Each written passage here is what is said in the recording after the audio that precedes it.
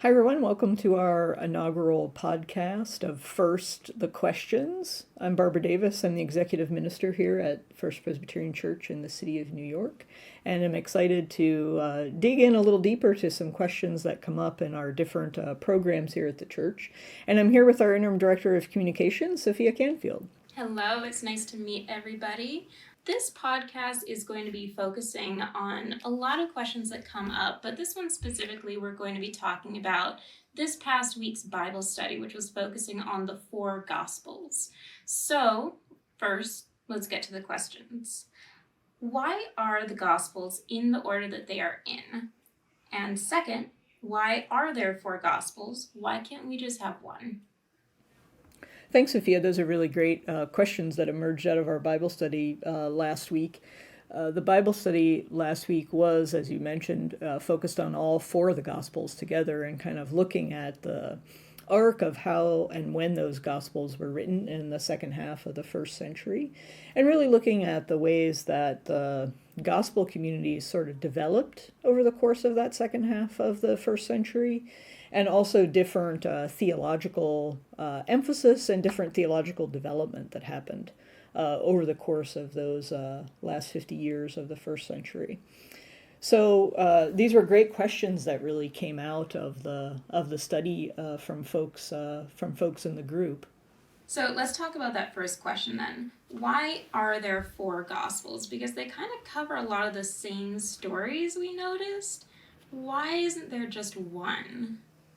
Yeah, it's a great question, and has a lot to do with the development of the New Testament, but also the ways that the stories of Jesus were passed down. One of the first things that we think about and talk about when we're studying the Gospels is how they weren't really eyewitness accounts. By that we mean they're telling the stories of Jesus' life, but they weren't written probably during Jesus' lifetime. Most New Testament scholars date the Gospel of Mark as the earliest of the four, and probably wasn't written until about 40 years after Jesus' life. So probably in the late 60s into the early 70s, that Gospel, according to Mark as we know it now, was written. And then the Gospels of Matthew and Luke weren't written until probably the mid-80s of the Common Era. And a majority of scholars agree that John's Gospel is the last of the four, probably written in the early 90s. And so part of what we have, and why we have four then, is that we have these four kind of accounts of Jesus' life coming out of different communities, set in very different contexts, thinking about very different things about what Jesus' life and ministry and his death and resurrection meant to him. Are there other books in the Bible that cover similar stories, just retold in a different way? Not really with Jesus' life, but we certainly see that throughout the Bible. We get a lot of overlapping content like that told just from different perspectives. We see it primarily in the New Testament with something like the Book of Acts, which tells a lot of stories about Paul's life. And we also have Paul's letters, which were written actually before the Gospels and certainly before the Book of Acts. And his letters will sometimes tell about his travels all around Asia Minor or times when he was in prison.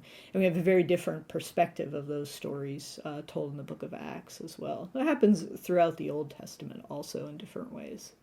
And you mentioned a word during Bible study that I didn't get, that the four Gospels are something that's seen together. What is that word? Oh yeah, so it's actually just the first three in the New Testament. So Matthew, Mark, and Luke are often referred to as the Synoptic Gospels, which basically means that they're seen together, which has to do with what biblical scholarship has kind of discovered in the last 150 years or so, is that they probably either had versions of Mark and some other source, which has kind of been lost to time now, but some source of Jesus' sayings in particular that they used as they were compiling their Gospels. So those first three Gospels in the New Testament, Matthew, Mark, and Luke, all really share a lot of very similar stories and a lot of similar ideas. And even sometimes, particularly between the Gospel of Mark and the Gospel Gospel of Matthew, some of the words and the word order in the Greek and the manuscripts are exactly the same, which is part of how the scholars who study the words in that way kind of have developed this theory of how they used each other. John's Gospel is a bit of an outlier among them, very different, has a lot of things that are different in the way the story of Jesus is told, and is also doesn't have a lot of the things that we come to think of about Jesus' ministry. There's no parables, for example, in the Gospel of John. It's crazy. Like they're telling the same story, but then John has so many differences. What was you mentioned during Bible study there was a text called Q? Was that related?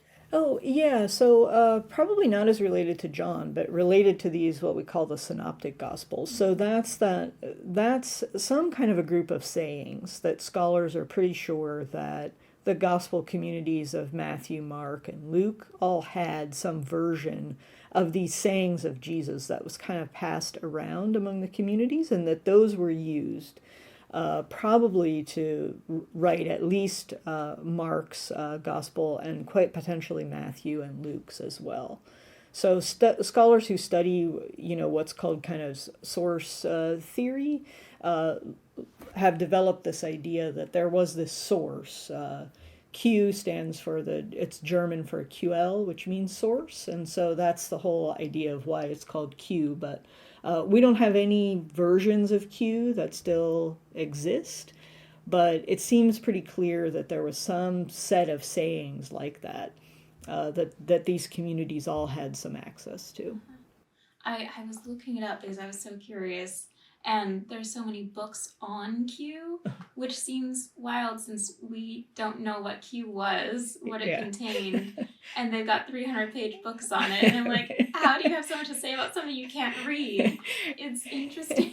It's pretty amazing, sort of the depth of scholarship and the ways that they can, and there've been a lot of attempts to kind of recreate it, like what was it exactly. So. I don't know if you can recreate something like that, especially if it's supposed to be what Jesus was saying specifically. Right. They can certainly summarize, maybe. I'm not sure. So you mentioned several years and when they were all happening potentially after Jesus' life. What is the reason that they're in that order? Yeah, that's a great question, and it's kind of actually linked to the earlier question of why are there four and why can't we just have one? It seems like, and this is sometimes hard for us to remember, right? That in the first century, when the Gospels were being written, we have the Old Testament beginning to take some form, but the New Testament doesn't have much form yet, even though the letters of Paul, the Gospels are written, but it's not sort of collected together until a little bit longer. So later on in the second century, when the books begin to be, kind of collected together and put into order, and then it'll be another 100 years or so before they're actually canonized or brought into what we now know as the New Testament. There was a big debate that broke out in the second century. One of the early big heresies in the church, and that was a fellow named Marcion, who died in about 160 of the Common Era. And Marcion had two ideas. One was that what was emerging as Christianity at that time, these followers of Jesus, that it wasn't really connected to the Judaism that Jesus taught in and interacted with in the first century, and that the Old Testament could altogether be put aside.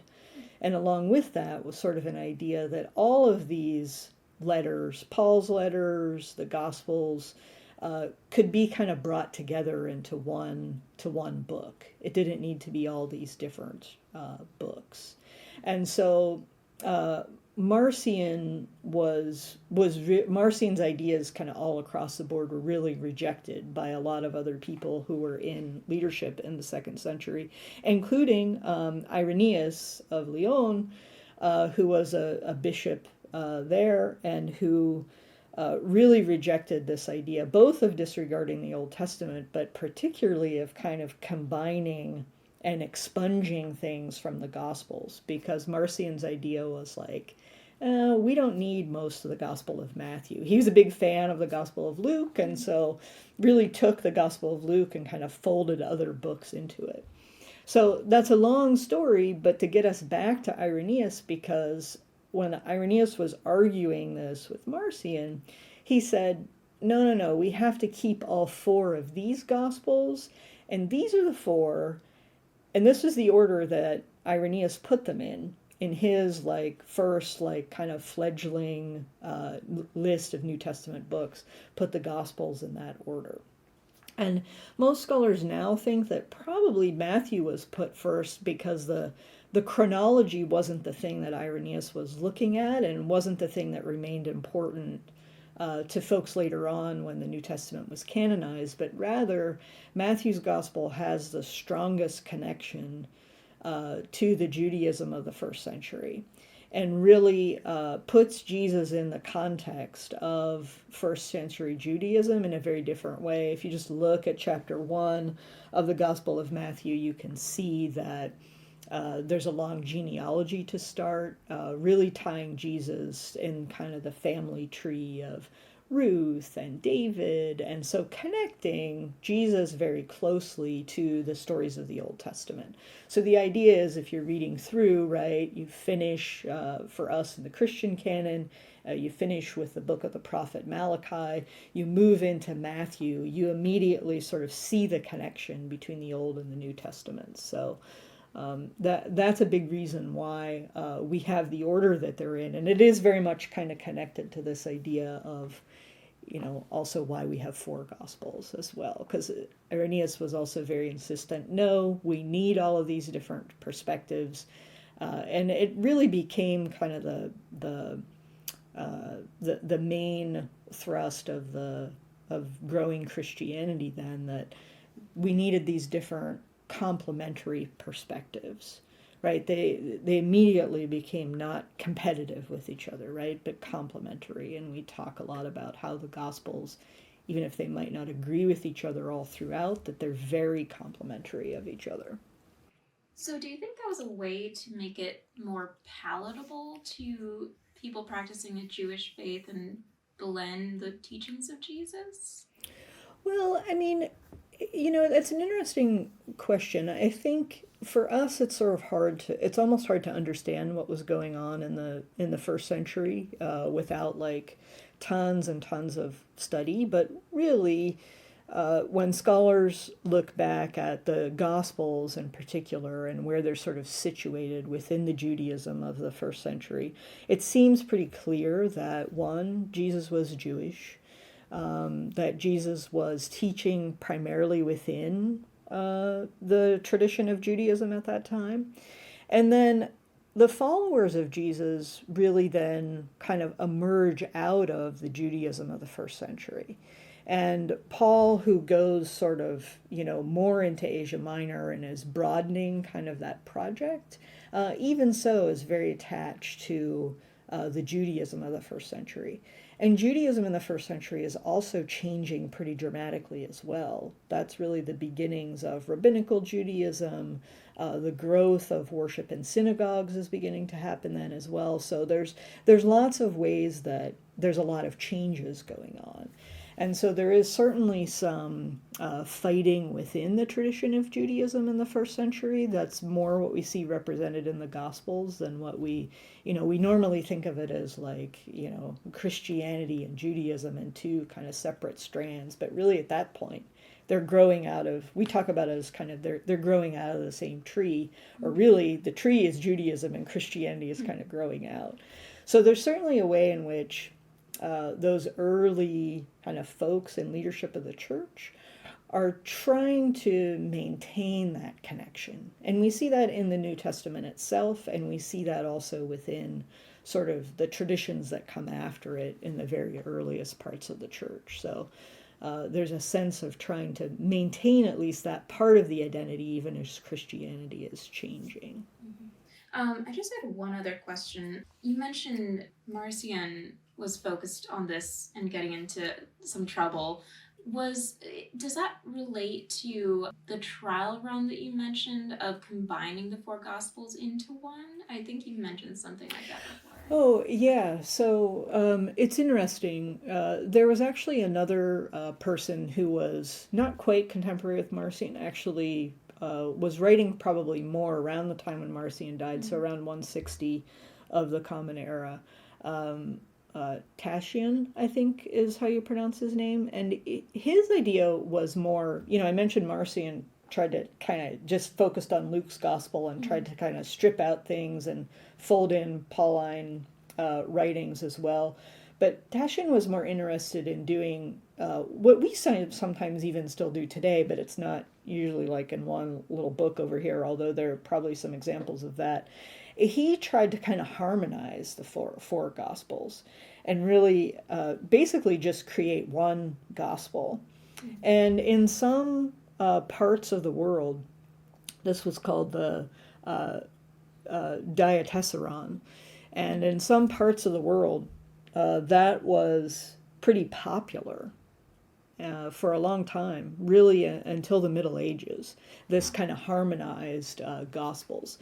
And finally, I guess there was some more official kind of stance from the powers that be within the authorities of Christianity that wasn't okay, and it was sort of disappeared. But if you would think about it in ways like, we do it ourselves from time to time. The most common time when we do it is, of course, Christmas, right? There's only two birth stories of Jesus in the four Gospels, and we tend to kind of merge them together. So we take the story that's so familiar from Luke's Gospel with Mary and Joseph going to Bethlehem and the shepherds, and we kind of weave that in with suddenly there are wise men there, and that's Matthew's Gospel. That's totally different, sort of stories. And there's a couple other places where we do it. We kind of either liturgically or just even in our own minds, we kind of weave those Gospels together without realizing it.